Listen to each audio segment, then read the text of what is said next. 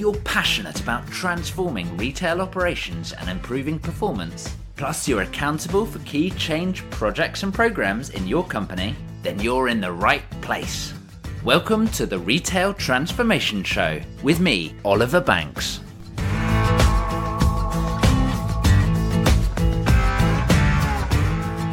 Hey, welcome to the Retail Transformation Show. I am Oliver Banks, and it is an honour, as always, to be your host here on the podcast. This is episode 55, and today we're continuing our marathon look at the last year. That's right, in episode 54, we celebrated the first anniversary of the Retail Transformation Show. And to help us celebrate, we took a little look back at some of the rich golden nuggets that can be found in the archives. And if you've not checked all of those out, then firstly go and check out episode 54 and then dive deeper into the archives. There's a ton of golden nuggets waiting for you to help you transform your retail operation and business. Last week's episode, of course, did focus in on one of the big themes that's come out again and again, and that was all about having a clear purpose, really serving your ideal customers and really being relevant. This time round, we're diving into another couple of big themes that we've seen again and again over the course of the last year. You're going to be able to find all of today's show notes over at obandco.uk/55. Right, so here we go. And the first of the golden nuggets is actually by yours truly. Yes, that's right. In episode 44, we dived into digital transformation and why that could be the wrong thing for you to do. Take a listen. So we're seeing these huge changes taking place, but then overlay that with the fact that we've now got more competition in the retail marketplace than ever before. It really is the perfect storm, in my opinion. For the status quo, everything is changing. So the answer, of course, is digital transformation. Right? Well, we're all talking about digital transformation, and that's a big trend. But I have to tell you, I do have a different view. I think digital transformation is misguiding us. I think digital transformation as a term is showing us the wrong path. What we're actually talking about is just transformation, not digital transformation. And I say just transformation, like, throwaway comment, right? But I hope you know what I mean. It's plain transformation. It's not specifically about digital. There's nothing digital about it, in fact. Really, it's just the fact that we live in a digital world. Yes, that's right. Do not let your brain be limited, be surrounded, be fenced in by the term digital transformation.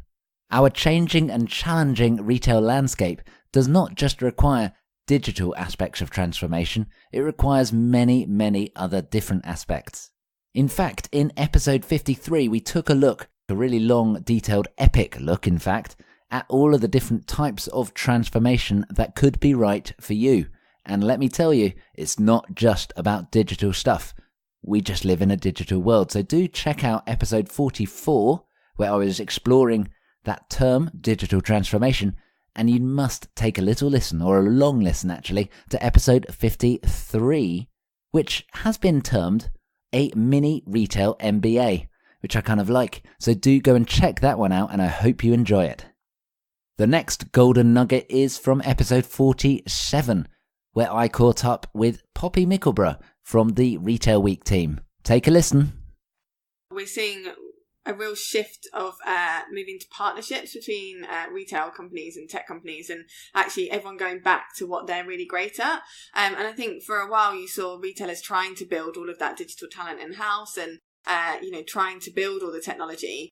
And actually I think A, it was slowing them down, and B, often it meant that they were forgetting what they were great at. So whether or not they trade on really great price, really great experience, whatever it is. And I think we're seeing more of the ecosystem coming together and these strategic partnerships being formed in order for those retailers to drive themselves forward. Because why wouldn't you partner with a company that makes you great at AI? Why wouldn't you partner with a company that will help you with your automation? And it then saves you having to build it in-house, and then you only need a smaller amount of that tech talent to oversee it and to make sure that it's great. And I think that's what's really exciting, is actually the retail technology sector or ecosystem is changing to be kind of a bit more equal, and that change from sort of supplier-retailer relationship to much more partnership, and actually together everyone will drive things a lot forward. And I think we will see that kind of transformation increase as those partnerships become more kind of, I guess, more common. So I think the prospect of more strategic partnerships in our industry is very exciting. As Poppy Mickleborough was saying, it allows each of us to be just really good at what we do, rather than getting distracted and being led down the rabbit hole by something that just isn't in our natural skill set or capability. Also, in that same episode, that was episode 47, Rebecca Morrison dropped what I think was probably the first bit of parenting advice on the Retail Transformation Show. Check it out. I did hear a speaker, one of the keynote speakers at World Retail Congress back in it was April. Yeah. And he said something really interesting. So his kind of take on this was that as, AI is developing and machine learning, etc., is getting so advanced and so sophisticated, actually his advice to his friends who have kids, in school looking to pick their their subject to study at uni, he's actually saying to them, you should be going and studying, arts, you should be going to study history, you should be going to study languages, literature, things that these machines cannot, things that are very nuanced, that these machines can't learn, because inevitably humans have to be able to have a point of difference in the workforce. And I think that's something we're going to see as well. Humans and machines working together, but also humans having roles where their kind of human abilities to feel and kind of be sensitive and all these nuanced things that come with, I guess, traditional kind of arts type subjects are going to be really kind of necessary. So that's an interesting look at what the future of education could really look like. And actually, the role that we, humans, play in the future as AI, machine learning, robotics all begin to become more commonplace in the retail industry. What do you think? Do you agree? Should we be studying arts and so on in the future? Or should we be zooming in the other way and getting more technical to stay ahead of AI programming itself? Which, I have to be honest, does sound a little on the Hollywood film side, right? Bit like iRobot, if you remember that one, with Will Smith. Anyway, back to the golden nuggets. This next one is from episode 14, where I invited a number of special guests to share what was really exciting about retail. Here is Michael Grange, the COO of e-commerce for Expediator PLC. Take a listen. Technology is enabling the incredibly rapid growth of e-commerce. If I expand on that, it comes down to three main areas: being easy to do, being cost effective, and having global reach. Taking the first one, being easy to do. Okay, when I say it's easy, I don't actually mean it's easy, but the improvements in technology and software solutions have made it far simpler to get your retail store online. In fact, I'd go as far as to say you can be up and running in a few hours. It does get more difficult as your order volumes and product range increases, of course. Handling large volumes means you also need to have some stock somewhere. Dealing with customer returns could mean you have a problem to resolve with your courier causing damages. And as even simple customer queries start coming in, someone needs to deal with the emails and calls. That aside, it's a lot easier than it was, and what we're seeing at Expediator is an increasing demand for e-commerce services from small and start-up businesses. Yes, that's right. Technology is increasing the capability of e-commerce, which of course is changing the retail market. But that is just the way that we, as consumers, are shopping nowadays, right? Because we're all driving this, right? Every time we click add to cart or buy now, whatever. That is one of the big changes for the retail market. And I also like how what Michael was mentioning just there is really hinting back at that big strategic partnership piece, just as Poppy Mickleborough was mentioning a couple of minutes ago. Staying with that theme of how the world is changing makes me think about episode 30 and 31, where we were joined by the fantastic Tim Mason. Now, I know a number of the listeners have really enjoyed that episode, and if you've not checked it out, then you must go and check it out. Tim Mason was the Deputy CEO at Tesco and is now the CEO of Eagle Eye. Tim really understands customer loyalty and how that plays out in our new omni-channel world. His book, Omni-Channel Retail, which he wrote with Maya Knights, has been very well received in the retail marketplace. And let me tell you, in those episodes, episode 30 and 31, Tim dropped a ton of golden nuggets. Here is just one of those very valuable golden nuggets for you. Take a listen. In the book, you use this concept, digitally enabled and data-driven. Tell me a bit more about that and how that presents itself in the modern day world. Well, I think that's my favourite phrase from the book. The book was almost worth it to come to come to that phrase. And what we've been talking about there, really, in this whole run-up, is data-driven. What Clubcard taught me was the benefits of running a business using customer data. The realization that I have come to later, probably later than I should have done, as I've moved into things digital sort of in post 2012 and eventually come in as CEO of Eagle Eye, is that when you add digital enablement to that data, then you start to really change the game because your costs of transmitting are so much lower. You know, Loblaw, who are Eagle Eye's biggest client, speak with their customers every week and send their offers every week. Tesco do it once a quarter, and it's cheaper for Loblaw to do what they do than Tesco to do what they do. Right. So, you know, without having to do physical mailings and exactly, printing out tokens, etc. Exactly. So that term, digitally enabled and data-driven, from the expert Tim Mason, is a highly valuable phrase. So I do recommend that you sit up and take notice and go and take a listen to episode 30 and 31. Like I say, a number of other listeners really found huge amounts of value in that episode. So data, of course, has been a really key theme as we've been through the last year of episodes here at the Retail Transformation Show. This next golden nugget is, again, from one of my solo shows. This one is way back in episode 8, where I'm explaining how you can actually hack your own brain to help you focus on the right data and the right KPIs. Check it out. By presenting the data that is relevant to your strategy, you are training your brain to look subconsciously for patterns in that data. You're also training the brain of people around you.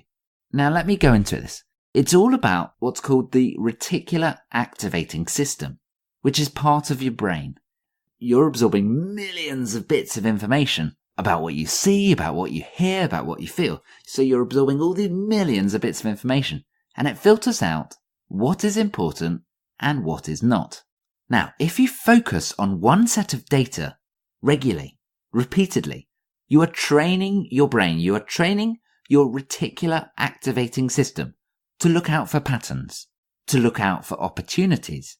You allow your subconscious brain to start supporting you and keep an eye out for what you need to make a success. Isn't that amazing? So the more you look at a particular piece of data, the more your brain engages with it. And in turn, you'll start to see opportunities, you'll start to think about new ways of looking at the data or new insights or new actions that you might want to take from that. And you can drive that improvement a lot more. Now, of course, the secret here is getting back. It's got to be relevant to your goals, to your strategy. And if that data isn't relevant to your goals and strategy, you're forcing your reticular activating system to focus on the wrong thing. I find the science of the brain fascinating. And actually, that could really help you to focus in on driving performance, driving results for your retail operation and retail business.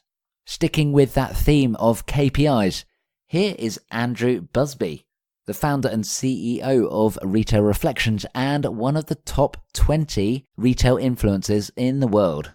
This is from episode 35 and 36, and I'm going to be interested to hear what you think about this one. I think the message there for me is people don't let the CFO run your organization. Always remember that they are the bean counters. They are not driving customer satisfaction, customer experience, etc., etc. And I think that's a trap that most retail businesses have fallen into. That, and along with being wedded to out-of-date KPIs, such as sales per square foot, which, frankly, in today's world is meaningless. Go back to Rafa, for example.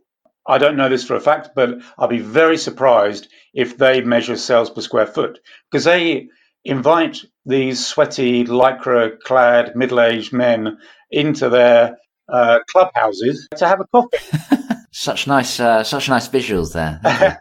They invite these lunatics in to have a coffee and talk about cycling. And if they happen to buy something, that's great. But if they don't, well, hopefully we've given them a great environment and a nice experience, and they are part of our club. And the next time they come, they'll buy something. And I think that's just a fantastic philosophy. That is not driven by a CFO. That is driven by somebody who has a degree of imagination. And I think that is what is needed. So I've just jumped back onto my soapbox for a second, if you don't mind. Back on the soapbox. That is what is needed. And I think, again, the serious point about this is KPIs from 20, 30 years ago are no longer fit for purpose for today's retail. And that is a powerful message. Do you agree? Do you agree that KPIs are increasingly out of date for our modern day retail world? Why not check out the full episode and decide for yourself, episode 35 and 36. Just scroll back in the archives and download it and take a little listen. Now, if you're wanting to remind yourself of all of these fantastic golden nuggets from today, then be sure to head over to the show notes page, which you can find at obandco.uk/55. But let's stick with this topic on KPIs for just a little bit longer, because again, it's come up in another episode with another fantastic guest. So in episode 45 and 46, I caught up with Ian Shepherd, the author of Reinventing Retail, and the ex-COO of Odeon, ex-CEO of Game. This is someone that really understands the challenges that retail is facing right now. Take a little listen. The danger is if you view the world through the wrong KPIs, then you're viewing the wrong world. Because I've seen. I like that. You can have that one. You'll still hear some people in retail, for example, say, "I don't know why you're asking me to invest in growing the e-commerce platform because that's less profitable than my stores." And that is so profoundly the wrong way of looking at the world. I shudder every time I hear some version of that sentence, because what you've revealed by saying that as a retailer is that you think that your stores and your website are different to each other. Yeah, that the idea that there is a thing called store profitability and a thing called e-commerce profitability is just profoundly wrong. All there is the profitability of different customers, and all of those customers are using both of your channels. And I got into an argument with somebody in the supermarket business once about this. Why would we get into e-commerce? There's no money in it. And I said, well, why have you got car parks in your superstores? Because there's no money in them either. Yeah, it's an interesting point. Yeah, the profit and loss of a standalone car park that you don't charge people for doesn't look very healthy. But of course, that's a stupid thing to say, because the reason you've got car parks is because you want people to come to the shop. Well, start thinking about your e-commerce platform in the same way.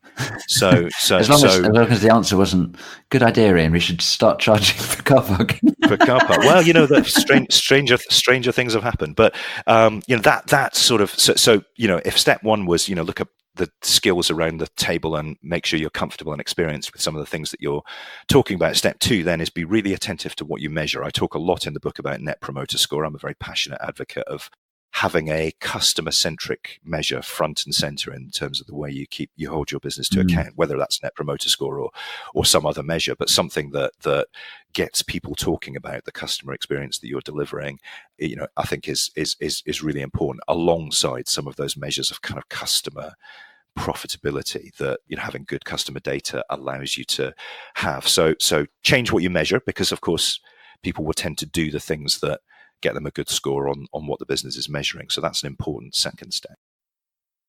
So there we go. If you're viewing the world through the wrong KPIs, then you're viewing the wrong world. That was an incredible golden nugget there from Ian Shepherd. And if you've not checked out his book, Reinventing Retail, then that is a highly recommended read. Do go and check it out. And in fact, that episode was, again, very well received. So if you've not checked that one out, you must do. In fact, I could have played that whole episode as a golden nugget because it was just littered with value from start to finish. And I've got another little clip from that episode. So this is also Ian Shepherd. Check it out. And why is it that so many great retail businesses have effectively died rather than changed?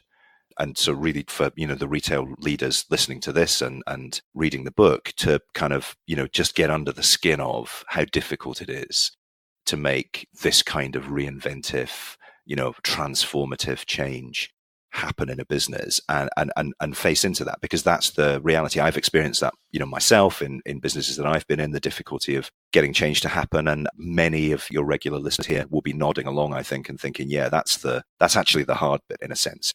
The first half of Reinventing Retail, in some senses it's a mind exercise, an intellectual exercise. And you can say, yeah, I like the things you're saying there, but, how is it that massive retail businesses manage to, who probably all know that, probably all intuitively have some sense of the things that they need to do, end up in a situation where it doesn't quite work out for them? And I think there are very formidable barriers to change for retailers. And what's interesting when I came to kind of write part 2 of the book is that most of them are psychological. So if you're the management team of a retail business and you've identified that you need to reinvent your business for the new normal, you face a number of kind of forces of inertia around you that would need to be overcome in order to get change to happen. So Ian Shepherd there alluding to some of the challenges of actually making transformation happen. And I've seen that too many times that I care for, frankly. It's very difficult to make transformation happen. Working out what to do is easy, but actually, how do you do it? That's the tough bit.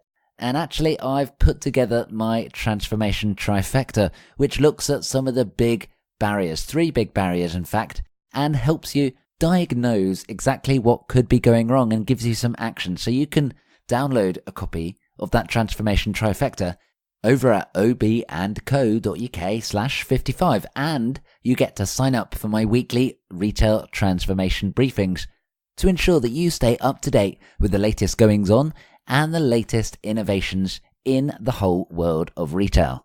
Do go and check that out. And so, sticking with that theme of the complexity of making transformation happen, here is the final golden nugget that I wanted to leave you with. And this one is from episode 40, where I am reflecting on the dangers and challenges of not transforming. So if nothing is changing, nothing is transforming, and that is a slippery slope. Do not let this particular problem become the end point, essentially. If you recognize the need to transform, you need a strategy, and hope is not a strategy, let's be honest. If you have no plan, no approach, no conviction, then it means that your vision is turning into a daydream. Your strategy is turning into a wish, and your results are coming down to how hard you're crossing your fingers. So that was the final golden nugget that I wanted to pull out from the whole of the first year of the Retail Transformation Show. As I said right at the top of the show, it's an absolute honour to be joining you every single week. But if this is the first time that you've listened to the show, then firstly, remember to subscribe. And secondly, do go back and check out that rich archive because, as you've heard today, there are golden nuggets littered throughout the Retail Transformation Show. And hey, if you are a regular listener, then I would so appreciate it if you could rate and review the show on your favourite podcast app or on iTunes or Apple Podcasts. It helps other people discover the show, and I would so appreciate it, and I thank you in advance for doing that. Show notes once again over at ob&co.uk/55. And remember to tune in for the next episode where we're going to be looking at some really actionable tips to help you be more successful in your career. you're not going to want to miss this one. So I look forward to joining you then. Bye for now, though.